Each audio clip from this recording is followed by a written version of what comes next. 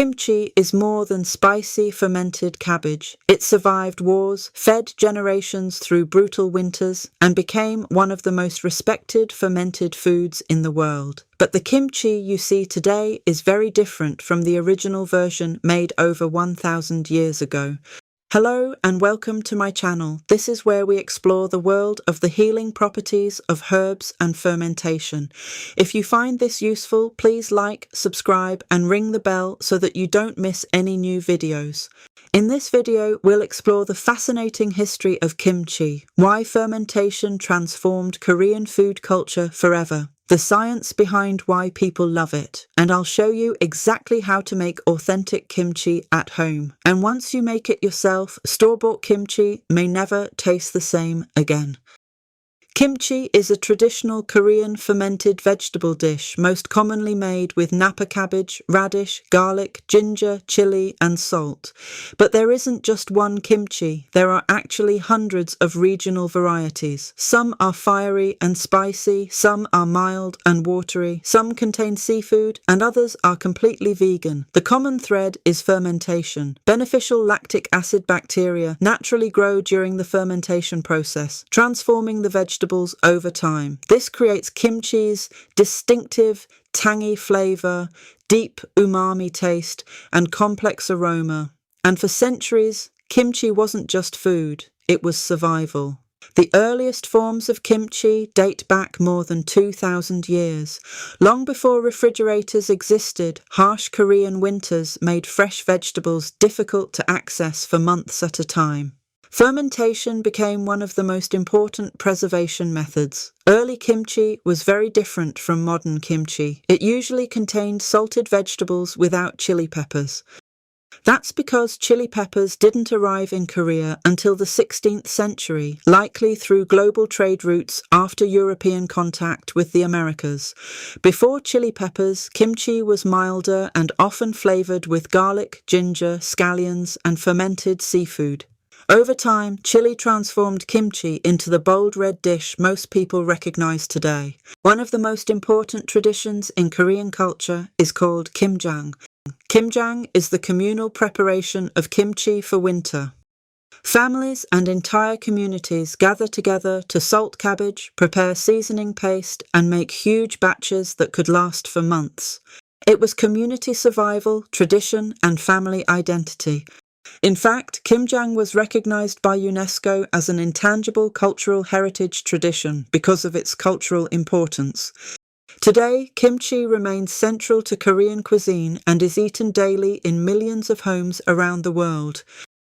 So why go to all this trouble? Why fermentation? What actually happens to the vegetables during the process? During fermentation, naturally occurring bacteria, mainly lactic acid bacteria, begin consuming sugars found in the vegetables. As they feed, they produce lactic acid. This acid lowers the pH and helps preserve the food naturally.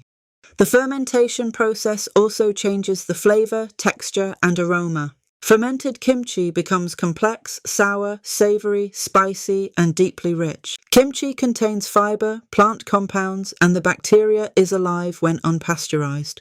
Research has explored potential links between fermented foods and immune function, gut health, and metabolic health. Kimchi isn't magic, it's simply a traditional fermented food that can be part of a balanced diet.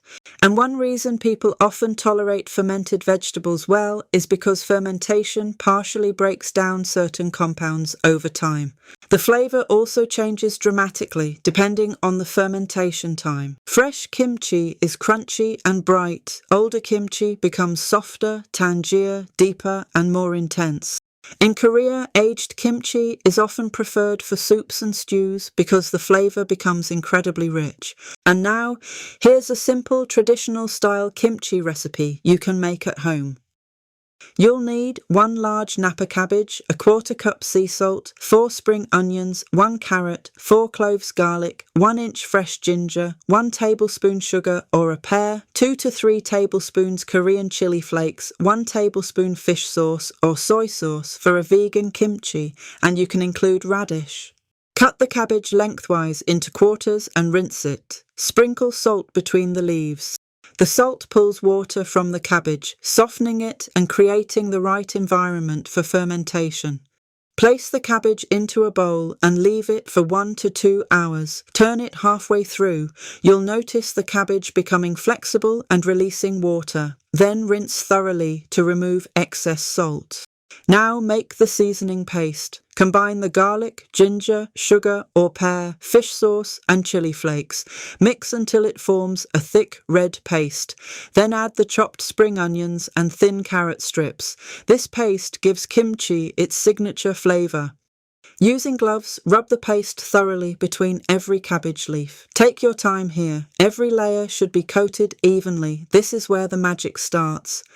Pack the kimchi tightly into a clean glass jar. Press it down firmly to remove trapped air pockets. Leave a little room at the top because fermentation creates gases and bubbling. Seal the jar loosely or cover with a cloth secured with an elastic band. Leave the jar at room temperature for 1 to 3 days, depending on the temperature and how sour you want it. You may see bubbling and smell a strong, tangy aroma. That's completely normal. Then move it to the refrigerator where it will continue fermenting slowly. Many people think kimchi tastes best after about 1 to 2 weeks. Kimchi is incredibly versatile. You can eat it with rice, in soups and stews, in fried rice, on grilled cheese sandwiches, in omelettes, with noodles, on burgers, or simply straight from the jar. Older sour kimchi is especially prized in cooked dishes because it develops intense savoury flavour. Kimchi pancakes and kimchi fried rice are 2 of the easiest beginner recipes. And once you start making kimchi at home, you can begin experimenting with endless variations using radish, cucumber, green onions, or even fruit. Kimchi represents something ancient that still matters today. It connects preservation, community, flavour and fermentation in one food. For thousands of years, people made kimchi not because it was trendy, but because it helped families survive winter and preserve nutrition naturally. And despite modern technology, people still continue this tradition because the flavour and health benefits simply can't be replaced by modern food production methods. Making kimchi at home also changes how you see fermentation. You realise that microbes aren't always something to fear. Sometimes they're the reason food becomes extraordinary.